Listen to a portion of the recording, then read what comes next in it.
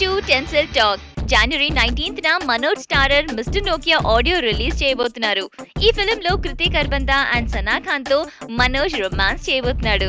Anil Krishna direction లో DS Rao నిర్మిస్తున్న ఈ movie Sai Shailendra movies banner లో ప్రెజెంట్ చేయబోతున్నారు.